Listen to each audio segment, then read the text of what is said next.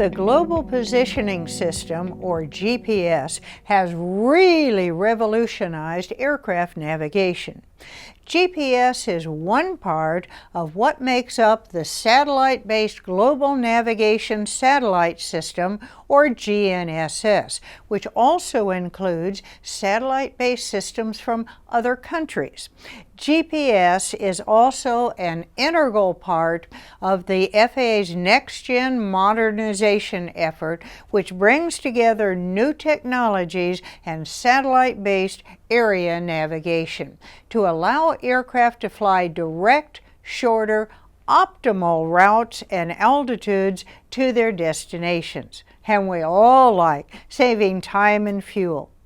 With GPS, especially GPS enhanced by the Wide Area Augmentation System, or WAAS, which we'll learn more about soon, aircraft avionics can navigate flight paths with much greater precision, repeatability, and accuracy than ground-based navigation systems such as VORs and NDBs.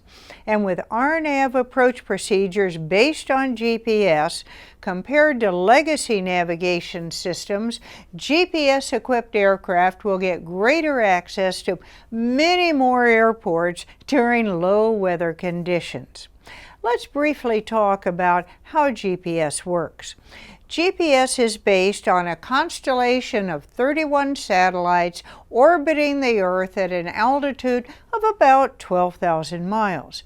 Each GPS satellite makes 2 complete Earth orbits in 24 hours and continuously transmits radio signals which your GPS receiver picks up.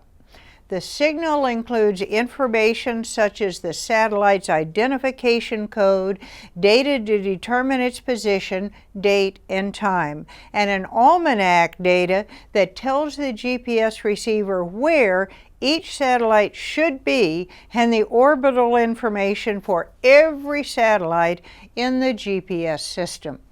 At its most basic level, a GPS satellite is a very high accuracy clock, an atomic clock in fact.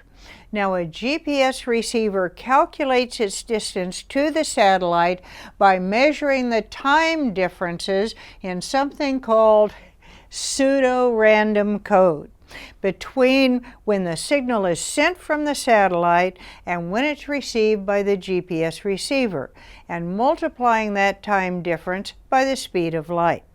After that, all the GPS receiver needs to do is to triangulate its position. Now, it would seem that only 3 satellites are needed to calculate your position, but because your GPS receiver does not have its own atomic clock, a 4th satellite is needed to correct for time errors in your receiver.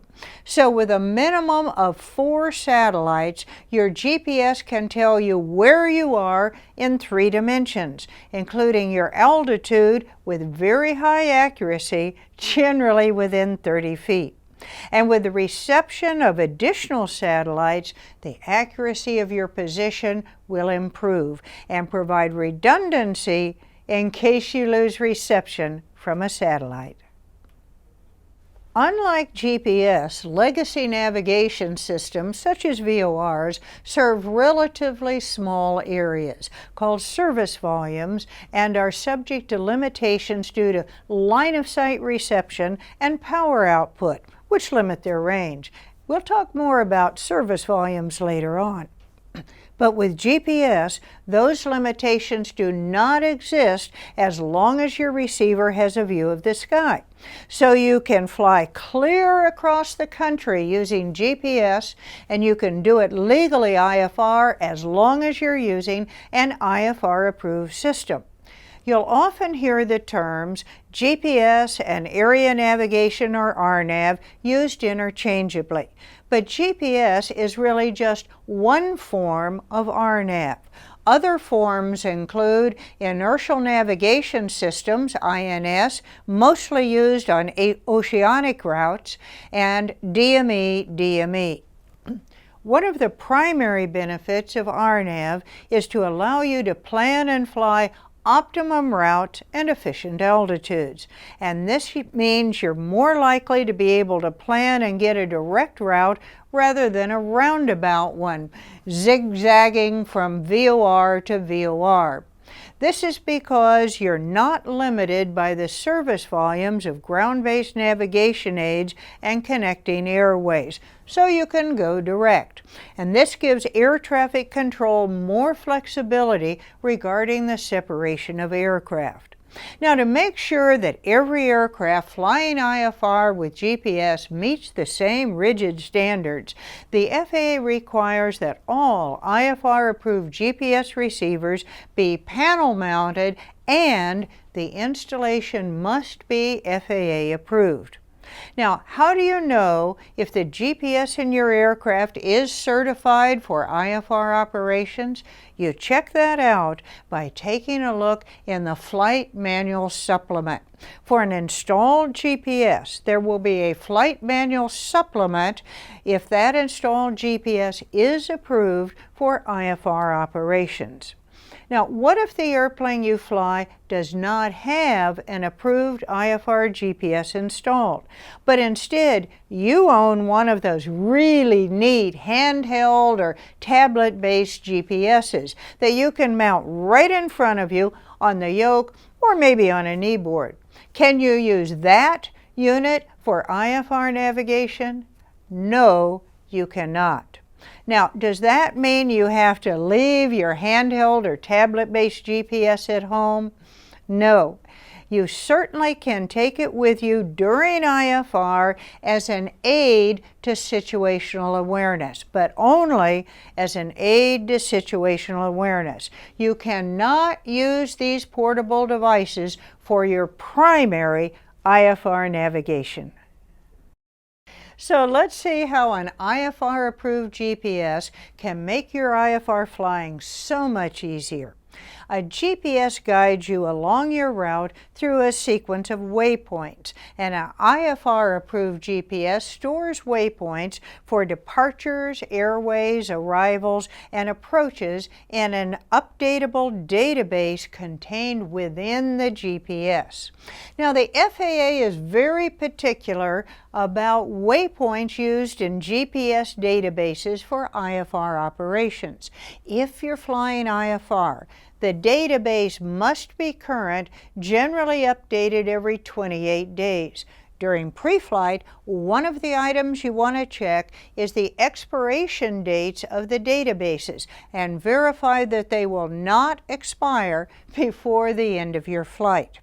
Approved databases are supplied by either the manufacturer of your GPS or by approved third-party suppliers like Jeppesen, depending on your system.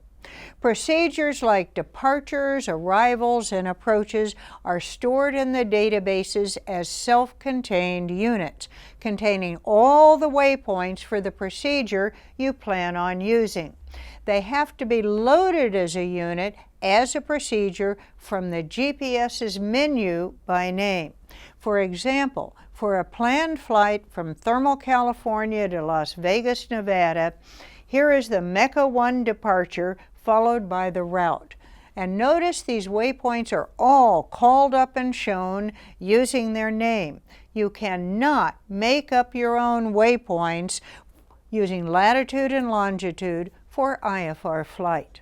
Now, when VOR, ADF, or DME is used to define an airway or identify a fix, like TORTS or OBIS here, you can substitute waypoints recalled from your IFR-approved GPS's database and fly the route using GPS instead, and that's really handy. But once you've loaded your procedure or waypoints into your flight plan, you'll want to verify the validity of the waypoints during both pre-flight and in-flight. You can do this by checking that the waypoints you entered in your flight plan or entered from a procedure are correct and in the right order.